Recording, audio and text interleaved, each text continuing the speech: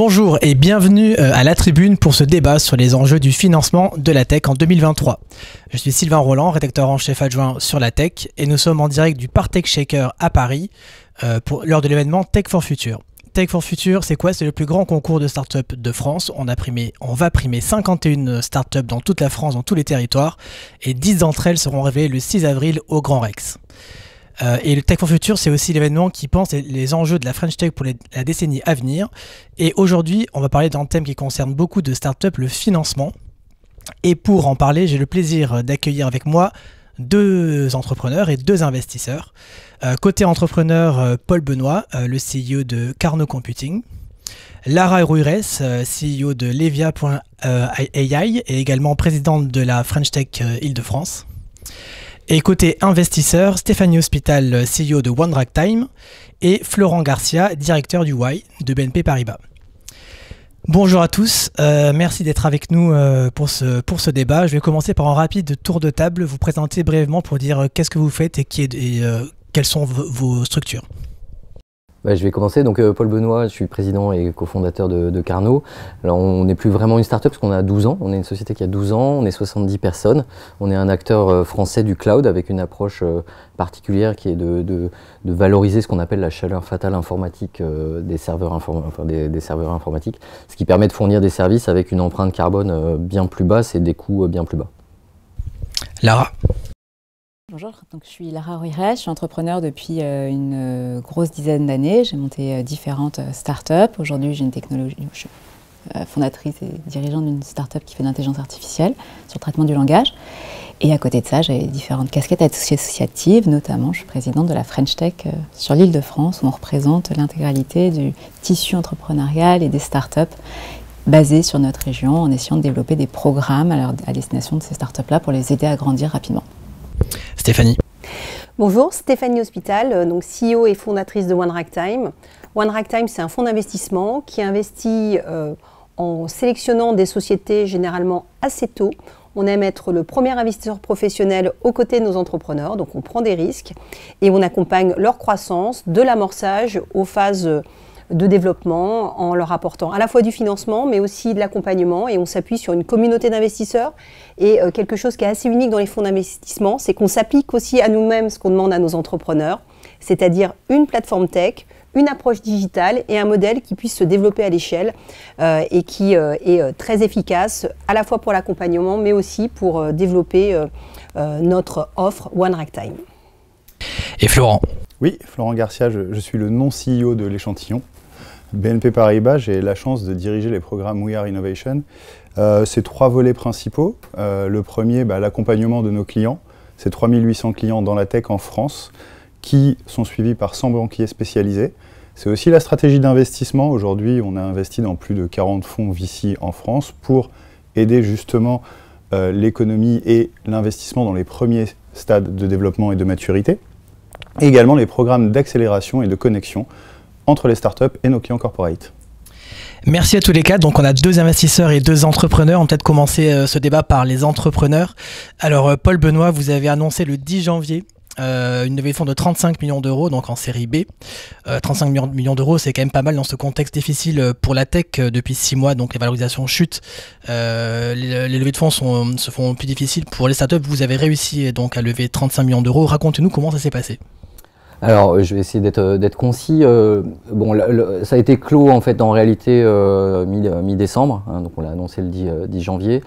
C'est quelque chose qu'on avait entamé au début du deuxième trimestre de l'année dernière. On a vu clairement en septembre que les fonds effectivement se tarissaient beaucoup, mais en fait c'est un phénomène qui avait dû démarrer je pense avant l'été, hein, donc on en a été conscient assez vite. Après ce qui nous a permis en fait d'avancer, de faire cette levée, c'est plusieurs paramètres. Donc déjà il y a le fait que en fait on n'est pas vraiment, je disais tout à l'heure, on n'est pas vraiment une start-up, on a une société qui a 12 ans, qui a progressé doucement mais sûrement sur un sujet qui touche les infrastructures, le hardware, etc. Pour créer un acteur du cloud. Donc ça a créé une équipe solide Voilà, on n'était pas sur un premier tour où on fait une valo de dingo. Donc, et on s'est retrouvé dans un contexte qui était à la fois difficile et à la fois qui était propice par rapport à ce qu'on propose. C'est-à-dire que nous, notre sujet, c'est comment faire en sorte que ces infrastructures coûtent moins cher, parce que le coût central des infrastructures numériques aujourd'hui, c'est l'énergie. Donc, situation énergétique très tendue, prix très élevé, donc réduction de consommation d'énergie égale réduction des coûts, compétitivité, etc. Donc on se retrouvait finalement, on dit quand la mer descend, tout le monde se retrouve tout nu. Nous on avait un maillot de bain et voilà, donc on était au bon endroit au bon moment. Donc voilà, il y a plusieurs paramètres et puis il y a aussi autre chose, c'est que il y a les startups qui vont se lancer sur des sujets où ça touche à de l'infra, du hardware, etc., elles ne savent pas trop sur quel pied danser. Parce qu'aujourd'hui, il y a les VC classiques et il y a un autre type de... Vous avez levé auprès de banques? Alors, il y a différents investisseurs. Il y a un lead investor qui est SG Venture, qui est là vraiment sur un aspect stratégique des infrastructures. Et puis après, il y a des acteurs qui sont plus tournés vers le financement d'infra, en mode grosse. Donc effectivement, il y a les VC classiques. Il y a un autre type de dinosaures qu'on appelle les fonds infra, mais là c'est un peu des mastodontes et ils ne savent pas trop parler, enfin ils risquent d'écraser les startups en marchant.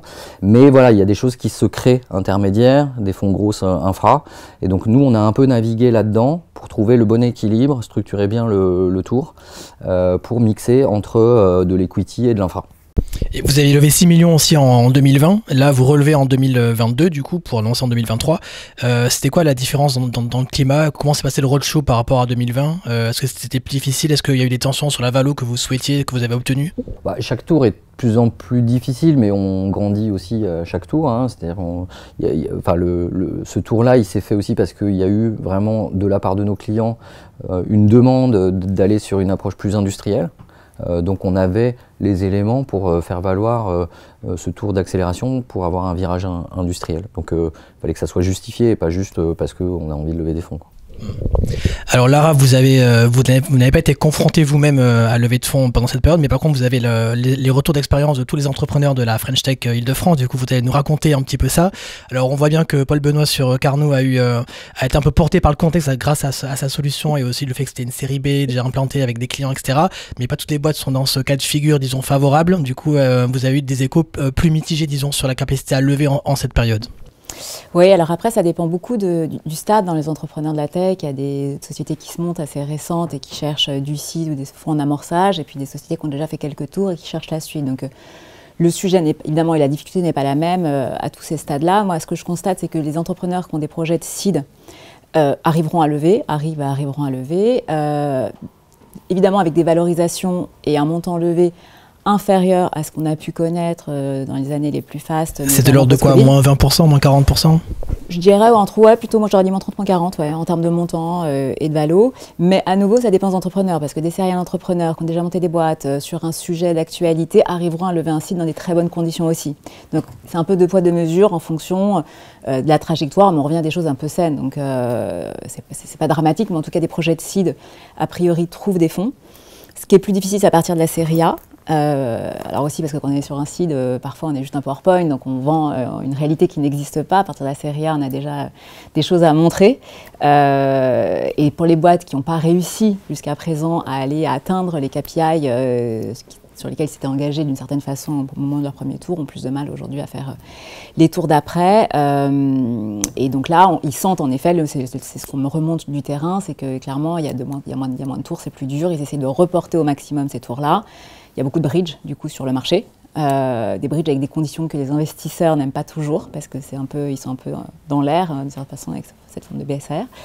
Donc voilà, c'est un peu ce qu'on constate sur le secteur. Après, en fonction un peu de la thématique dans laquelle l'entrepreneur est, c'est pas non plus les mêmes réalités dans la deep tech, c'est pas la même réalité quand on fait du B2C, c'est pas la même réalité quand on a une boîte à impact sur une autre thématique.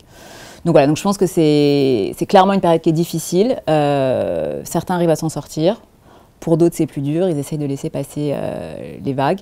Mais ce qu'on me remonte des investisseurs, et après vous me direz si c'est pareil chez vous, mais c'est que quand c'est des nouveaux marchés, quand il s'agit de disrupter, d'arriver à quelque chose de nouveau, les investisseurs sont plus frileux. C'est plus facile quand on arrive avec un MeToo ou essayer d'aller refaire quelque chose différemment, mais sur un marché qui existe déjà, qui a déjà montré ses preuves d'une certaine façon. Quand il s'agit d'aller ouvrir et craquer un nouveau marché, c'est plus difficile. Et puis, à nouveau, si on n'a pas des super KPI à montrer ou une trajectoire avec une rentabilité quand même, on va dire, pas forcément là au moment où l'entrepreneur présente son dossier, mais du moins avec une trajectoire vers la rentabilité à court ou moyen terme, assez crédible. C'est un peu ça le sujet, quoi. Donc il y a plus de frilosité sur les business qui sont non éprouvés et avec des perspectives de rentabilité qui ne sont pas très claires, quoi. Ouais, exact. Mais en même temps, c'est ça. Hein. Enfin, non. Moi, je suis pas d'accord sur la partie. Je pense qu'il faut aller un peu financer, la disruption, et donc il faut absolument apporter de l'argent à ces entrepreneurs qui essaient de craquer quelque chose qui n'existe pas. Après, avoir une logique de rentabilité quand même à moyen terme, c'est quand même un peu sain, et c'est bien qu'on y arrive aussi, quoi. Et en termes de durée, le roadshow dure plusieurs mois. En 2020-2021, il y avait une telle euphorie et un tel pouvoir qui était dans les mains des entrepreneurs que du coup les tours allaient très vite. Là, du coup, on sent un basculement. Oui, clairement. Alors après, moi, ce que je vois, c'est des entrepreneurs qui ont même renoncé. En fait, ils ont commencé, ils ont vu que le momentum était clairement pas en leur faveur, et ils ont arrêté le tour. Donc, ils essaient de le reporter, ils essaient de trouver des solutions intermédiaires de financement, soit par des financements publics, soit par du bridge, soit par un business model qui vont un peu twister de façon à rentrer du cash, de façon non dilutive, pour essayer de laisser passer, on va dire, la période et se représenter au marché fin d'année 2023 ou 2024. En gros, le pire moment pour les startups, c'est quand elles ont déjà levé en 2020 dans une période de forte valorisation, et que là, elles doivent relever en 2022-2023. Et du coup, là, c'est dur, quoi. Ah, là, c'est très dur parce que sinon, il faut accepter des down rounds, des conditions qui sont très désagréables, que l'entrepreneur aussi vit hyper mal parce qu'en fait, lui, il a bossé, la boîte a créé de la valeur, et pourtant, ça ne se retranscrit pas dans la valorisation. Donc, pour l'entrepreneur, c'est assez dur à vivre. En même temps, évidemment, c'était surcoté au démarrage, mais lui a quand même progressé. Donc, je pense que c'est en effet un momentum qui est difficile. Et j'entends également aussi des entrepreneurs qui sont mal à l'aise. Certains ont fait un peu de cash out sur ces périodes-là, et ils ne sont pas certains de pouvoir délivrer la même valeur dans le futur à leurs investisseurs, et ça les met aussi parfois dans des situations un peu anxiogènes. Alors du coup, on va parler aussi maintenant du point de vue investisseur, forcément. Alors, est-ce que vous êtes plus frileux qu'avant, alors ? Tu veux commencer, je t'en prie. Vas-y. Est-ce que le marché est plus frileux, déjà ? Oui, je suis assez d'accord, ça dépend des stades de maturité, tu l'as très bien dit. Sur l'amorçage, on voit quand même beaucoup de deals qui se font, ils prennent plus de temps. Ils ne sont pas forcément aux mêmes conditions, mais ils se font. Est-ce que le marché est plus frileux sur les séries B, C ? Clairement. Clairement, les fonds un peu de grosses ont ralenti, voire fortement ralenti le déploiement de leur liquidité. Finalement, c'est juste l'impact de 2022 et des baisses des valorisations qu'on ressent. Maintenant, est-ce qu'il va être plus frileux longtemps ? Je ne pense pas, je n'ai pas cette impression-là. Je pense qu'il va quand même, à un moment donné, repartir parce qu'il y a des fonds avec des liquidités à déployer. Là où c'est intéressant, ce que tu dis, c'est effectivement l'aversion au risque des investisseurs, elle est dans le refuge. C'est-à-dire, on va financer un modèle qui est éprouvé, qu'on connaît, qu'on peut déployer, dupliquer. C'est un peu triste quand tu prends de la hauteur sur le sujet, parce que tu te dis finalement c'est dans les périodes de crise que naissent les plus belles innovations. C'est le concept de destruction créatrice de Schumpeter. Tout ce qu'on connaît aujourd'hui, les grandes innovations sont nées dans des périodes de crise. Donc, si on dit que finalement en tant qu'investisseur on sort de ces sujets, de ces thématiques-là, finalement on ne prend pas de risque, et c'est un peu dommage. Donc le marché est frileux, mais le marché, on le voit aux US, on pense, je peux me tromper, mais on pense qu'il a touché le bas de la vague sur le T4 2022, et on voit sur le mois de janvier de l'optimisme, un peu de fléchissement à la hausse, un peu de redéploiement aussi des fonds grosses. Donc on se dit qu'en Europe, et surtout en France, on est assez protégé, on est beaucoup moins, nos cycles sont beaucoup plus doux et beaucoup moins violents, on est presque au bout du tunnel, quoi. Pour la fin de l'année, quoi. Je pense que le deuxième semestre devrait déjà être un peu plus agréable à vivre, ouais. Alors Stéphanie, du coup, le point de vue investisseur aussi, dont vous êtes spécialiste dans l'amorçage. Du coup, est-ce que c'est plus difficile dans ce contexte-là de financer un petit peu, de donner un ticket à des boîtes qui n'ont pas encore forcément prouvé un concept, qui n'ont pas encore de clients, etc. Alors, nous, chez One Ragtime, on aime prendre des risques. Et on en a pris beaucoup l'année dernière, puisqu'on a quand même financé 2 projets en pur démarrage qui sont des... alors, généralement, on aime bien investir en amorçage avec des premiers éléments de traction, des clients, du chiffre d'affaires, mais on a fait 2 projets au tout début. Je pense à Hive, un cloud vert partagé, encrypté, créé par David Gurley, où on est vraiment y allé, voilà, PowerPoint. On le fait quand on a des fondateurs exceptionnels. Là, en l'occurrence, c'est un fondateur qui a déjà fait une licorne aux États-Unis et qui revient faire un projet sur l'Europe, donc qui est un fondateur exceptionnel. On l'a fait sur un deuxième projet très tôt.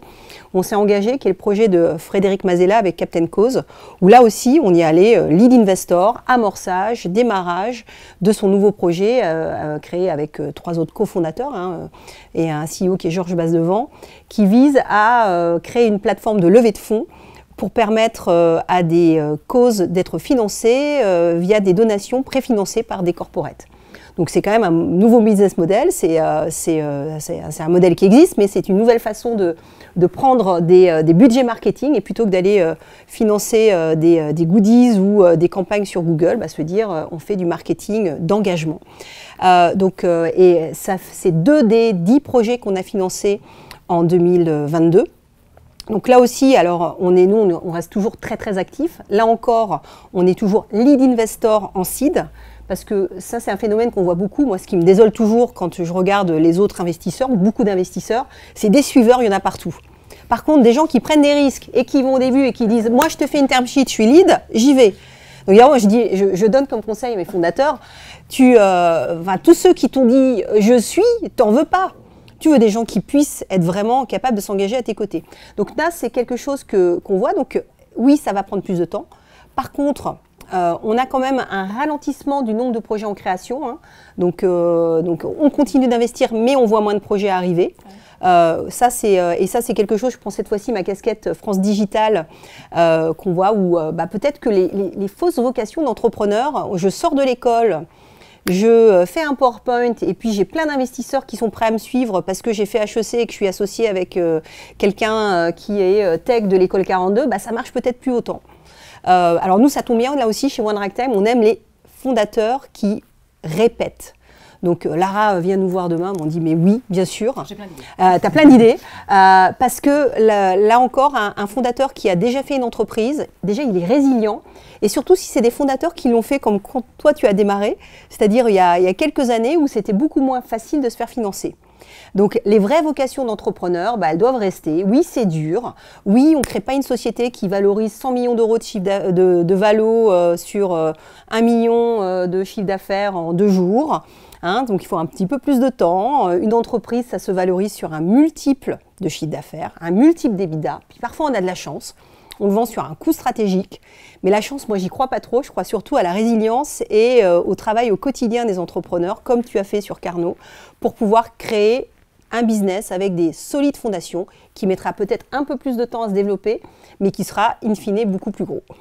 Alors, ce que j'entends derrière votre discours, c'est en gros, il y avait quand même une petite bulle qui s'est un peu dégonflée, et tant mieux, en fait. Alors, il y a certainement une bulle qui s'est dégonflée. Alors, nous, là encore, chez One Ragtime, on est capital efficace. C'est-à-dire que quand on investit, on veut voir que le business, demain, peut avoir des clients qui vont payer pour un projet et qui vont faire qu'un jour, on pourra gagner de l'argent sur la société et faire des gros business. On a financé des sociétés qu'on a amorcées qui aujourd'hui font plus de 100 millions d'euros de chiffre d'affaires. On en a déjà 2 dans le portefeuille. Oma Games dans les jeux mobiles, Jelly Smack sur les vidéos influenceurs. On est rentré au début, 3-4 ans après, 100 millions d'euros de chiffre d'affaires. Ça, c'est ce qu'on adore faire. Ce qui ne veut pas dire qu'on ne prend pas de risque, mais on y va sur des business qui peuvent avoir, dès le départ, quand on regarde le fondateur, l'équipe, les rationnels économiques, a une vraie capacité à devenir une PME de croissance, une ETI, une société qui emploie, qui fait du chiffre. Et je crois que en ce moment, finalement, probablement que tous les investisseurs qui venaient pour faire du tourisme d'investissement et se dire, il y a de la spéculation à se faire sur la tech, c'est bien, on y va, on met 1 million et puis peut-être que dans 3 ans, on va récupérer 3 millions, un peu en mode spéculatif, ceux-là, ils sont plus là, tant mieux. Que les grands fonds américains, on en a quelques-uns qui sont arrivés, qui ont fait des très, très, très gros chèques. Et là, moi, je félicite les fondateurs qui ont su résister à ces tentations, qui ont su bien négocier, parce qu'il y en a aussi beaucoup qui ont su bien négocier. Parce que là encore, quand on prend un gros chèque il faut que la société se vende plus que le gros chèque si en tant que fondateur demain on veut pouvoir gagner un peu d'argent sur la société dans laquelle on a travaillé. Donc là aussi, je pense que les fondateurs vont être peut-être beaucoup plus réalistes qu'à un moment, il n'y a pas que la valorisation qui compte. Il n'y a pas que le montant de la levée. De toute façon, quand on lève beaucoup, on a beaucoup plus de pression. Donc, il faut y aller par étapes. Il y a toujours de l'argent qui est disponible dans les fonds. Il y a toujours plein d'argent. Alors, je vois quand même, moi, du côté des assureurs, j'entends que ça y est, il y a quand même beaucoup d'institutionnels qui ont un peu le frein et qui sont beaucoup plus réticents à investir dans des fonds. Ils négocient peut-être juste, je ne sais pas comment tu fais, mais...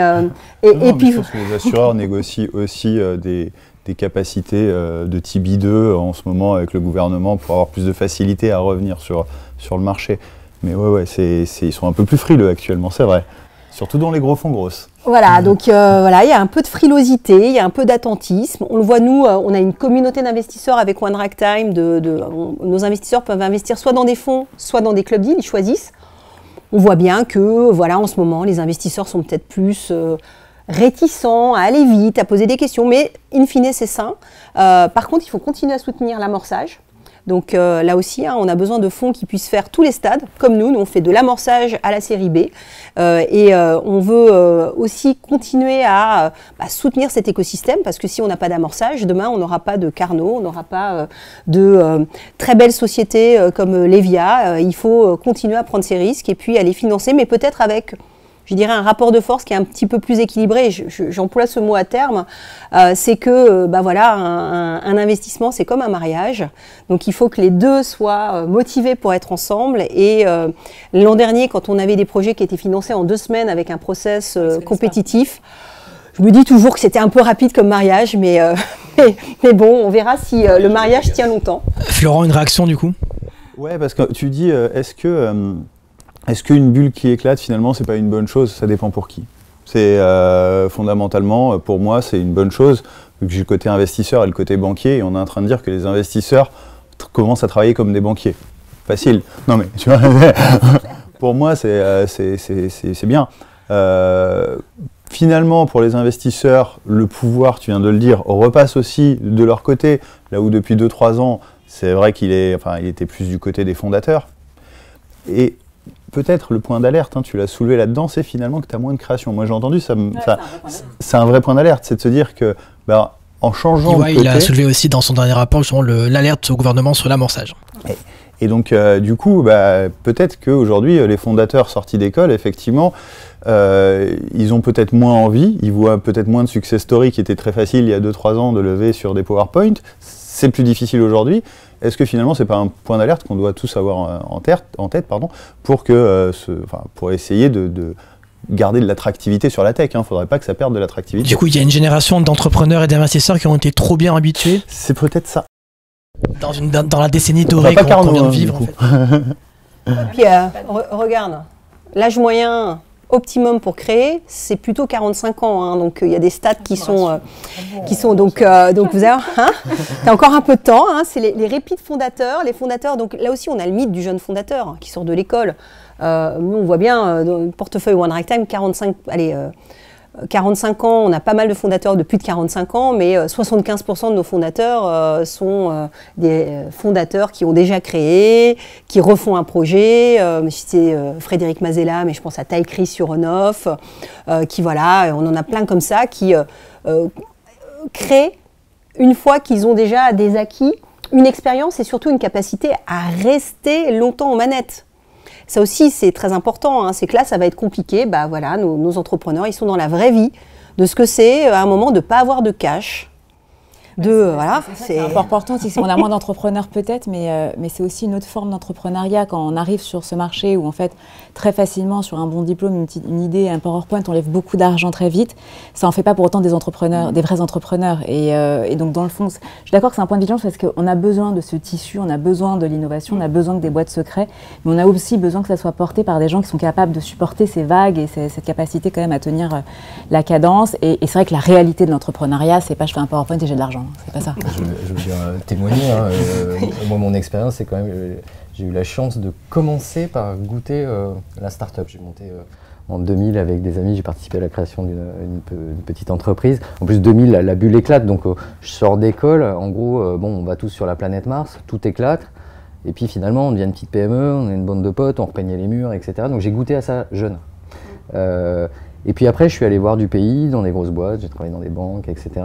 Mais par contre, j'ai pas oublié ce goût de l'aventure de l'époque. Et moi je conseille aux jeunes qui sont attirés par ça d'y goûter très tôt, parce que finalement c'est quand on est jeune qu'on peut un peu se casser la figure.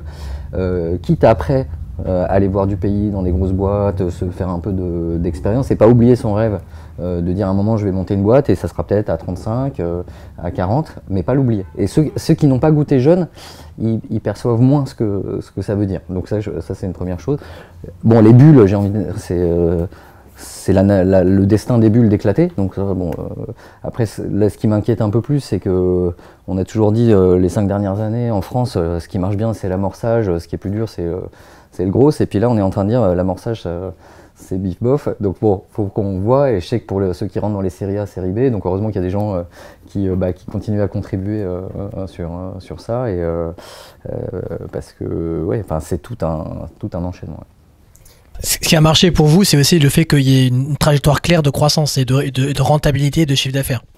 Bah, aussi clair que possible, bien sûr. Après, j'entendais le mot roadshow, c'est marrant parce que nous, à chaque fois, on va voir une banque d'affaires, bon, vous avez préparé votre roadshow. Et en fait, quand j'y repense, on n'a jamais vraiment fait de roadshow. Enfin, moi, le côté, tiens, pendant 1 mois, on va aller faire la tournée des fêtes foraines. En fait, on n'a jamais vraiment fait comme ça. Alors, je dis pas qu'il ne faut pas le faire, mais je pense que voilà, les investisseurs, c'est des gens avec qui il faut parler régulièrement. Parce que souvent, le temps que le dossier se monte, en fait, peut-être notre truc, il était à la mode, mais en fait, il y a 10 entrepreneurs qui sont sur le même dossier en Europe et ailleurs. Donc on n'est pas à l'abri d'une déconvenue, donc c'est un travail permanent de discussion pour trouver le bon timing. Donc c'est pas toujours que un roadshow, quoi. Alors c'est vrai que peut-être sur la partie plus seed, série A, c'est plus sous cette forme-là, mais je pense que voilà, il faut qu'il y ait un dialogue équilibré et permanent entre les entrepreneurs.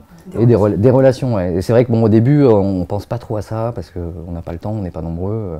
Mais rapidement, il faut pouvoir en parler. Et est-ce que ce focus finalement assez nouveau sur la rentabilité, le chiffre d'affaires, les perspectives de croissance, les investisseurs semblent obsédés par ça aujourd'hui, est-ce que ce ne serait pas un excès inverse aussi? Parce que la tech, c'est aussi le risque. Il y a des secteurs entiers dans le deep tech qui sont amenés à révolutionner des secteurs entiers de l'industrie et de l'économie. Et eux, ils ne peuvent pas montrer ces perspectives-là. Aujourd'hui, donc, il y a quand même de la timidité. Est-ce qu'on ne basculerait pas dans un excès inverse qu'il faut aussi faire attention? Oui, c'est un peu le risque. Tu ne peux pas demander à de la deep tech, à de la santé, de t'afficher des horizons de rentabilité. Si tu veux, c'est compliqué quand tu as 5 ans de R&D sur des sujets très complexes, de dire je vais être rentable. Tu vois, on discutait pas mal ces derniers temps de sujets de quantique. Je suis ravi de savoir quand est-ce que le quantique sera un projet rentable, et c'est pas pour ça qu'il ne faut pas beaucoup d'investissement pour le développer. Donc, c'est des risques un peu plus long-termistes. C'est des choix d'investissement des investisseurs. Tous les investisseurs ne sont pas armés pour suivre dans la durée les réinvestissements qu'il faut faire le long de vie de ce genre de projet. Donc c'est un peu risqué. Maintenant, c'est quand même sain de dire à des entrepreneurs, pensez à un business model qui soit rentable un jour, et ne levez pas juste en se disant que vous relèverez. Donc il ne faut pas que ça passe du côté diamétralement opposé, notamment sur les projets deep, mais c'est quand même une bonne chose dans l'absolu. Hein. Mais pourtant c'est ce qui arrive un peu là. Ouais, alors c'est même pas tant, c'est même pas tant un sujet de rentabilité, moi, ce que j'entends sur les projets deep tech. Alors je parle de projets deep tech seed série A, plus jeune. Ce qu'on me remonte, mais quasiment systématiquement, c'est que des boîtes deep tech, elles ont évidemment fait plusieurs années de R&D, financées pas mal, quand même un peu par l'État, avec un peu de pré-seed, et puis parfois un seed, et puis elles arrivent au stade où elles veulent passer l'étape d'après et commencer à commercialiser. Et le problème, c'est qu'à ce moment-là, la rencontre avec les investisseurs leur demandent des KPI. Ça fait plusieurs années que la boîte existe, elles doivent prouver qu'il y a un marché, une traction, et elles doivent prouver qu'il y a un alignement entre le niveau d'état de l'art qu'elles ont réussi à atteindre en travaillant ces dernières années et un time to market business qui va pouvoir se réconcilier. Et c'est très rare qu'elles soient en mesure de pouvoir le prouver, parce qu'en fait, elles ont investi sur la capacité, sur la recette technologique ou autre dans le monde des deep tech, mais pas du tout sur la partie traction commerciale. Et on leur demande de prouver, même pas encore de rentabilité, juste montre-moi des KPI business. Et elles ne les ont pas. Et alors là, elles sont toutes dans une espèce de zone noire terrible où le financement est extrêmement difficile à trouver à ce moment-là. À ce moment-là, les fonds propres commencent à être un peu négatifs, il n'y a plus de subventions publiques. Bon, le truc ne marche pas, quoi. Et donc là, c'est vrai que les investisseurs doivent vraiment faire ce rôle d'accompagner des boîtes deep tech, quand bien même il n'y a pas encore de début de traction. Ensuite, elles vont commencer à mettre des sales, elles vont essayer de la trouver la traction. Mais leur demander trop tôt, c'est impossible. Alors, moi, j'ai une vision un peu différente sur les boîtes deep tech, hein. Alors, nous aussi, on a chez One Ragtime un tiers de notre portefeuille qui est fait de sociétés deep tech, AI. Je pense notamment à Golem sur tout ce qui est IA symbolique. Alors, on aime bien les projets grand public, mais on aime bien aussi quand il y a de la techno. Je pense à Humano sur de l'IA émotionnelle. C'est vraiment des projets très très deep tech, ou Exacure sur de l'analyse de données pour la santé, pour pouvoir repositionner des médicaments. Ce qu'on aime bien quand même, c'est qu'en même temps qu'il y a le développement, les fondateurs et l'équipe se posent la question de comment ils vont commercialiser et s'assurent qu'il y a véritablement un couple besoin et produit. Parce que trop souvent, le travail, a fortiori, qu'on peut avoir sur des sociétés deep tech, c'est qu'elles se nourrissent à coups de subventions. Alors c'est super. Et puis qu'à un moment, en fait, la tech qui a été développée, elle n'a pas vraiment de débouché client, et puis ça y est, ça devient la catastrophe. Donc faire les deux, là, en ce moment, on a une société qui s'appelle Sonio qui a investi dans lequel on a investi, et qui a investi elle-même dans la recherche associée à l'analyse des échographies. En fait, en même temps qu'ils développent le produit, en partenariat avec des hôpitaux, des gynécologues, ils ont reçu 10 millions d'euros de l'EIC pour financer et en subvention continuer à financer le développement. En même temps, ils font leur approbation au FDA et ils ont des clients. Donc en fait, c'est très compliqué, mais on peut faire les deux. Et je pense que ça, c'est le cocktail gagnant pour ensuite avoir des sociétés qui vont être deep tech, mais en même temps vont être tournées vers des besoins, pas à 10 ans, mais qui peuvent commencer à démarrer à 3-4 ans. Donc la co-construction avec des clients, ça me paraît assez essentiel quand même pour les boîtes deep tech. Alors pour terminer, du coup, je vais vous demander à chacun de donner un petit conseil à des entrepreneurs, à des boîtes qui voudraient lever ou qui commenceraient leur roadshow en ce moment. Qu'est-ce que vous leur conseillerez? Attendez. Si vous avez de l'argent, attendez. Non, faciliter le job des investisseurs. Il y a un truc qu'on ne dit pas aussi, mais parce qu'on parle de deep tech, mais il y a des verticales qui sont complètement sorties du marché, qu'on ne reverra pas de sitôt, et tant mieux. Et il y a des verticales qui ont beaucoup de traction, beaucoup d'attraction. Par exemple les sujets green tech, mobilité ont beaucoup levé en 2022. Tous les sujets à impact sociétaux, environnementaux ont beaucoup de visibilité en ce moment. Et on voit moins de NFT, on voit moins de sujets web. Alors Web 3 va revenir, il y a quand même des sujets, mais on voit moins de sujets un peu spéculatifs, on va dire.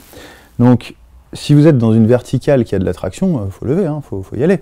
Faut pas se dire j'attends. Si vous êtes dans une verticale qui intéresse le marché des investisseurs, faut le faire. Mais par contre, il faut faciliter le job des investisseurs.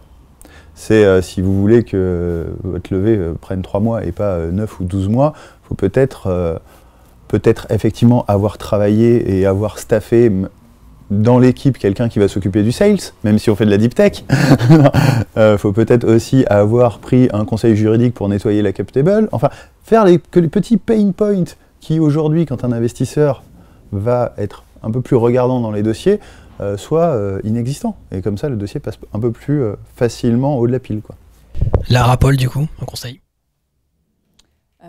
Moi, je pense que je leur dirais d'essayer de se mettre dans une configuration où ils cherchent de l'investissement par choix et pas par nécessité. En fait, se mettre dans une configuration où cet argent, ils n'en ont pas fondamentalement besoin, mais ils le veulent parce qu'ils veulent accélérer, ils ont un projet qu'ils veulent aller craquer, qu'ils ne peuvent pas aujourd'hui financer, que ça ne soit pas quelque chose, on va dire, pour perfuser d'une certaine façon. Donc, c'est pas toujours facile, tous les projets s'y prêtent pas, mais c'est vrai qu'avoir c'est une chance de pouvoir se dire je lève de l'argent par choix, et je ne suis pas contraint, c'est pas mon modèle économique de lever de l'argent, ça met tout de suite dans des conditions très différentes et vraisemblablement plus alignées avec ce qu'attendent les investisseurs aujourd'hui. Paul, le mot de la fin? Le conseil que je donnerais, je sais qu'en ce moment il y en a qui vivent des temps difficiles, ça doit pas être marrant. Je pense que du coup il faut savoir faire le dos rond, éventuellement être opportuniste, hein, comme tu disais, si tu es dans un bond vertical, faut y aller, il faut saisir le cash en ce moment. Après, une levée, ça se fait aussi dans la durée. Si on peut ne pas se précipiter, soit parce que c'est pas le bon moment, soit parce qu'on a encore un peu de temps, il ne faut pas hésiter. Finalement, un deck ou une data room, c'est comme Boileau, il faut remettre ça 10 fois sur le métier, donc c'est l'occasion de le travailler. Quitte à aller en parler, je disais, il faut avoir des relations continues avec les investisseurs, dire, est-ce qu'on peut parler, tu vois, de la structuration du modèle par rapport aux autres boîtes que tu vois, comment on pourrait se positionner de manière un peu plus spécifique. Donc faut peut-être en profiter de cette période un peu malheureusement calme pour continuer à travailler le modèle, quoi. Je veux dire, de toute façon, il ne faut pas perdre de temps. Quand on est entrepreneur, chaque seconde, chaque minute peut être utile pour trouver des bonnes idées, pour prendre du recul, etc. Donc il faut en profiter autant que possible. Peut-être quand même pour donner une note très positive à cet entretien, il n'y a jamais eu un meilleur moment pour créer des entreprises. Parce qu'en fait, le bon moment, c'est le moment où vous le faites. Donc, il n'y a pas de bon moment pour lever. Il faut lever ce dont on a besoin pour développer. Et si vous n'en avez pas besoin, c'est encore mieux parce qu'il y a des clients. Donc ça, c'est le conseil qu'on donne chez One Ragtime à tous nos entrepreneurs. Et puis, le dernier conseil qu'on donne toujours, c'est ne lâchez jamais. Parce que plus vous durerez, plus vous aurez des chances de réussir. Donc oui, c'est dur, mais en même temps, ça fait partie de la vie des entrepreneurs. Eh bien, ce sera le mot de la fin. Merci beaucoup à tous les quatre et on se retrouve demain pour un autre débat de la tribune. Tous les vendredis sur BFM Business, Frédéric Mazzella reçoit une personnalité. Entrepreneur, artiste, athlète, reconnu pour sa contribution innovante ou exploratoire. Des startups viennent aussi pitcher leur business et bénéficier de conseils. Les pionniers chez Fred Mazzella, présenté par Frédéric Mazzella, tous les vendredis à 19h sur BFM Business, en replay et en podcast sur tous nos supports digitaux.